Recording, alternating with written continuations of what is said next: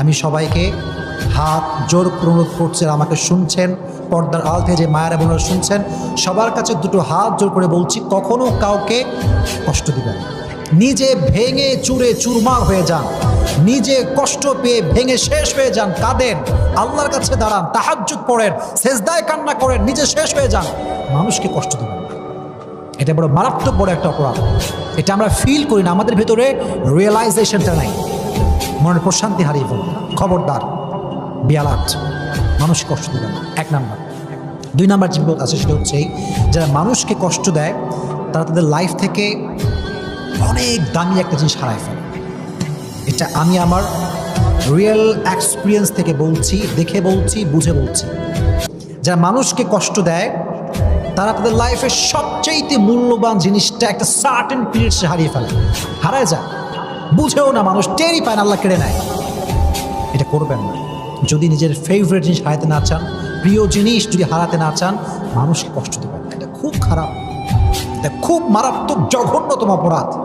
কোরআনে আল্লাহ তাআলা বলেছেন, ওয়াল্লাযীনা ইউযুনাল মুমিনিনা ওয়াল মুমিনাত বিগাইরি মাকতাসাবু ফাকাদ ইহতামালু বুহতানা ওয়া ইসমান মুবিনা। যেই বান্দারা একজন মুমিন বান্দাকে অথবা একজন মুমিনা বান্দিকে কষ্ট দেয়, তারা প্রকাশ্যে গুনাহ বহন করে। কোনো কারণ ছাড়া দেখবেন মানুষ মানুষকে ব্লেম করে, অপবাদ দেয়, তহমত দেয়, অথচ সে অপরাধটা করেই নাই সে। আল্লাহ বলছেন তারা প্রকাশ্যে গুনাহের বোঝা বহন করে। কষ্ট দিবেন না, কাউকে কষ্ট দিবেন না।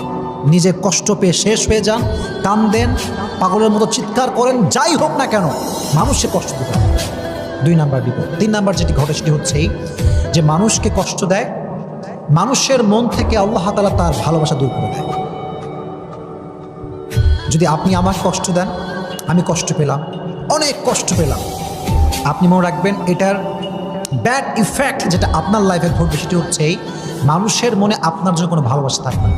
এটা ন্যাচার অফ ল, এটাই প্রকৃতির নিয়ম। আপনি দেখবেন যারা সমাজে মানুষে গালি দেয়, রুড বিহেভ করে, এদের থেকে মানুষ অলওয়েজ ডিস্টেন্স মেনটেন করে চলে। ওদের কাছেও মানুষ জানে, কারণ কি জানেন? আল্লাহর ধরা সবচেয়ে বড় ধরা। আল্লাহর ধরার মতো বড় ধরা পৃথিবীতে আর কোথাও নাই।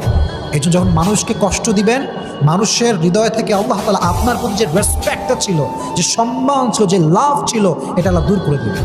এটা হচ্ছে